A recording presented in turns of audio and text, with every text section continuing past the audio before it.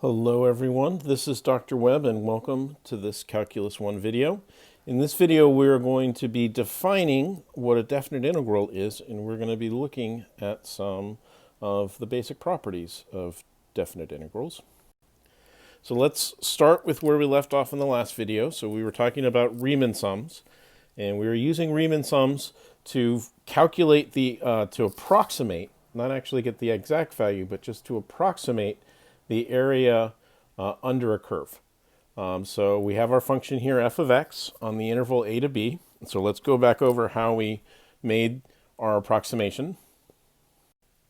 So first we're going to break the interval on the x-axis from a to b into a number of subintervals. So we're going to break it into n separate parts. And so these subintervals here, this is going to give us our width. And so these are going to be our delta x's, our width for each rectangle that we use. And then in each subinterval, we're going to pick some point in there and use that to get a height for our rectangle. So we're going to take that point and plug it into the function, and then that's going to give us our height. So we could pick these by, say, always using the left end point. And so that would give us that height right there, create a box. We could instead use the right end point. So for this box, that would give us right there. We could use the midpoint. And so that would give us about that height right there. Or we could just pick some random point. And that gives us some value right there. Really, doesn't really matter so much how we pick these points.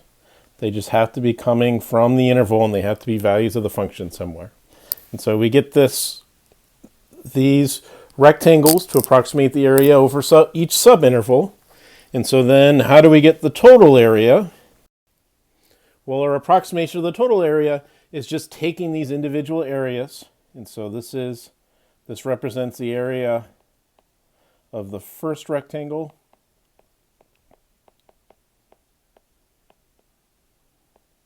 And where the f of x1, that's giving us a height.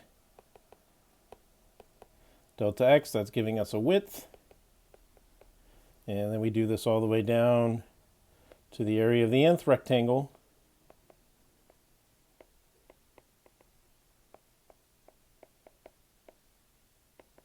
Again, was its height and width.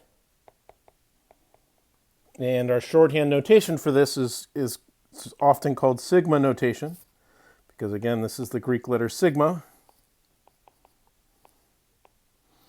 It's just saying start from the first box, add up these areas until you get to the nth box, and then you're done. Okay, and so this sum right here is what we call the Riemann sum, after Bernhard Riemann. So our hope is that if we increase n, so we increase the number of subintervals, we increase the number of rectangles that we use, or alternatively, what this also means is we're making our width smaller, so we make delta x smaller, then this approximation will get better and better and better to the actual area. So in fact, we can think about it as we let n get as big as we want, and so in a sense, let n go off to infinity, we would want these sums to get closer and closer to the actual area. And so what are we really talking about here? Well, we're introducing this idea of a limit, right? So we're taking the limit, where the limit is in terms of n, in terms of the number of boxes that we're using. And if we let n go off to infinity, then our expectation, our hope, is that this equals our area. Okay, and so we're going to be focused in on this type of limit right now. And so important anytime that we have a limit, it's important to think about, whether or not this limit makes sense. And in some sense, this is a really kind of rather crazy limit, because we're taking a limit in terms of the number of boxes we're using.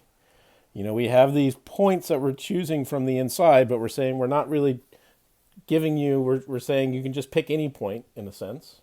And so we're going to have to think about whether or not this limit really makes sense. Okay. Well, so we're going to say, suppose for some function f of x on the interval a to b, if this limit does exist and does make sense and does not depend on how we choose our x sub k's, our points in the interval, right? We've said it shouldn't matter on these points, and so we're saying explicitly if this limit doesn't change, if we change how we pick these points, then we're saying that the function is what's called Riemann integrable on the interval ab. Right? We call it Riemann integrable because this was Riemann's definition. Riemann was the one that came up with this, and really, if you think about it, it's kind of a crazy definition, and it's really, it's really kind of astounding and amazing that this even ends up making sense, and that this works. And this is kind of what gets into some of the genius of Riemann, is that this actually is a really good definition, and that there are lots and lots of functions. In fact, most functions you can think of, this limit does make sense. And Riemann really gave us a way to think about it. And so if it does make sense, this limit has some value that doesn't change as we change our points, then we're going to define the value of this limit to be what's called the definite integral of f of x from a to b. And so we're going to write it with this sort of elongated fancy s. And so you read this as saying the fancy s, it's kind of coming from sigma is the Greek letter s for sum, and integrals come from sums, but rather than being sort of a jagged, adding a bunch of clunky stuff together, we're sort of adding together smaller and smaller pieces, and so it's sort of thinking about this as being a smooth sum. And so that's where the idea of this elongated s comes from. The a here at the bottom says this is our starting x value. The b is telling us this is our end x value. And then this dx here, this is talking about, this is what's called the measure of the integral.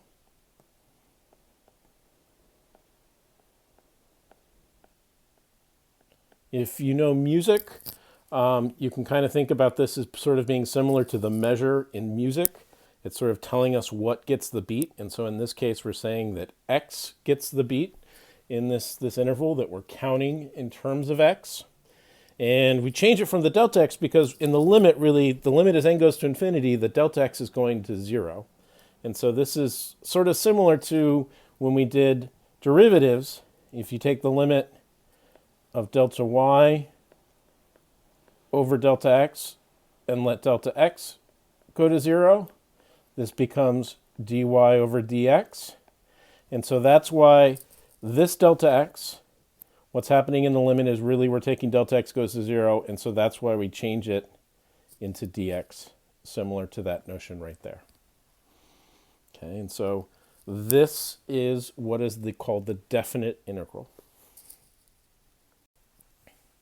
Okay, so first of all, we built this from the beginning to calculate area. And so the first thing I should try and do is convince you that this definite integral, if it exists, actually does represent the area under some function from a to b. And so since we want to be talking about positive area, we're going to make the restriction that we want our function values to be positive over a to b. So we're really talking about the area above the curve and not worrying about area beneath the curve. And so if this limit exists, then it does have to equal the area under the function from a to b. Okay, so let's talk about why this is true. So here's our sort of play function that we're looking at, and we've broken it up into a bunch of subintegrals. Okay, and so what's happening in this, one of the things we can do in this limit is rather than worrying about left endpoints or right endpoints, we can focus on what the maximum values of the function is over each subinterval and what the minimum values are. Okay, and so I can take my maximum values, let's do that in red. So that's the maximum value on this interval, that looks to be the maximum value on this interval, maximum value on that interval seems to be that much, And it's about the same over here. And if you notice, these red lines, these are always above the function. So the areas under the red lines, these are going to be greater than the area under the curve. But I can do the same thing with the minimum values.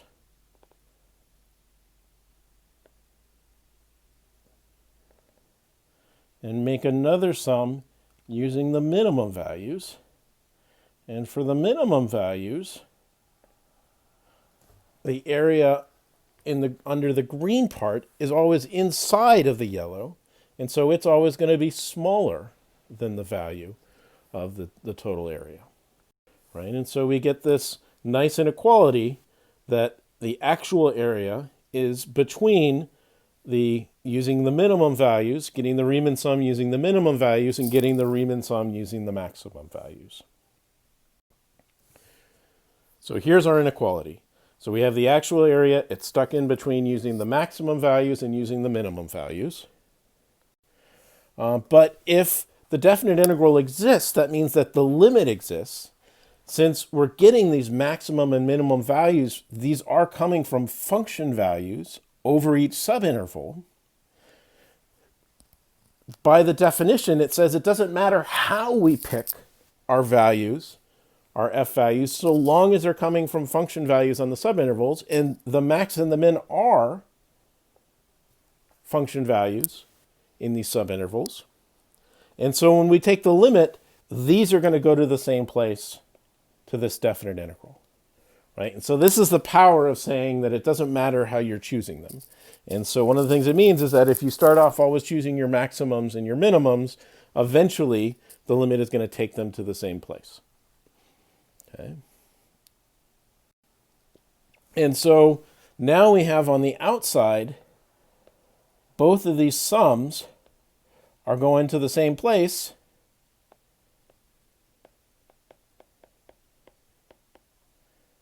And this one too.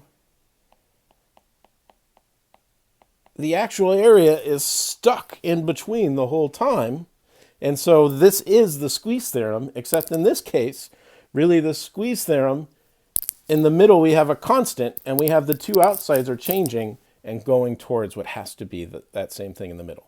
And so that means that since the upper bound and lower bound are both going to the value of the definite integral, then, and the actual value is stuck in between, that means that the definite integral has to be going to the actual area. And so that's what tells us that definite integrals are absolutely talking about the actual area. Okay, so let's talk about some basic properties of these definite integrals. So first of all, if we add two functions together and take the area under the sums of the sum, this is equivalent to taking the areas separately and adding them together. Okay, and so quick reason you can see this, we go back to the sums, we're just adding a bunch of stuff together. And so if we're always adding f of xk plus g of xk and then multiplying it by delta x, we can break that sum apart and rearrange them into two separate sums. And then those two separate sums, as n goes to infinity, are going to go to the two different definite integrals. If we have a constant times our function, how is that going to change the area? Well, it's just going to take the whole area and multiply it by that constant. And it's the same idea when we go back to these sums. If everything has a c multiplied by it, we can just pull that c out. And we're left with the same thing if we had c on the outside. Okay, now this one's a little bit funkier because now we're playing around with the limits, with the endpoints of the integral, which are called limits.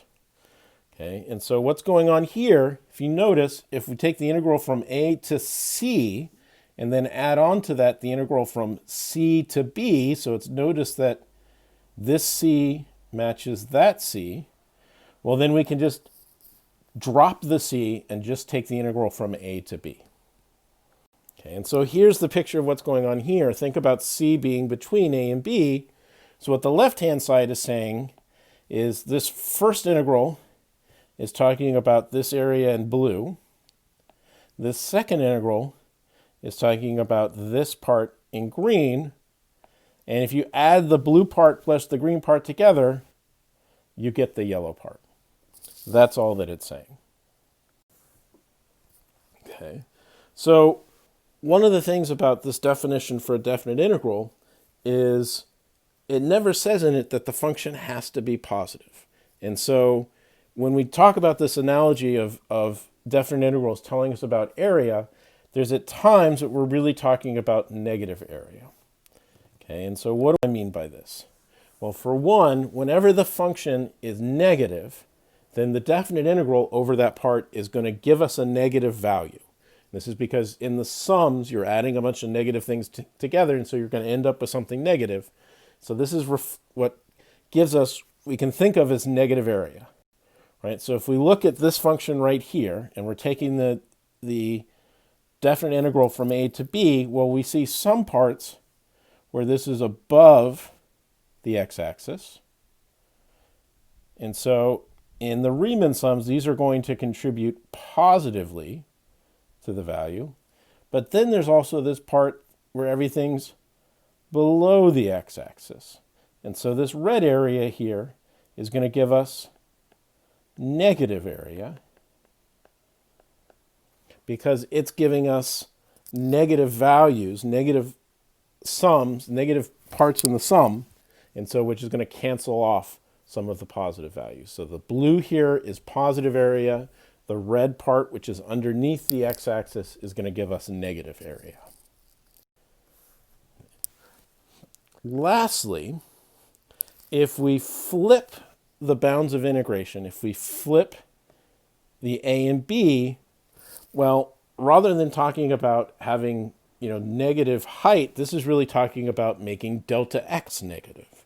And so if delta x is negative the whole way, then you're going to end up with something negative. So to flip the bounds of integration, that introduces a minus sign. And really what this minus sign is coming from, this is coming from changing the sign of delta x. So geometrically what this is talking about is that normally when we're talking about positive area, it means that we are above the x-axis and we're going from left to right. Okay. Now the ways that we can get negative area is by either taking the integral from right to left of a positive function, or by taking the integral from left to right of a negative function. Right? So when we think about positive is talking about positive area. We're talking about the function being positive, and we're going from left to right.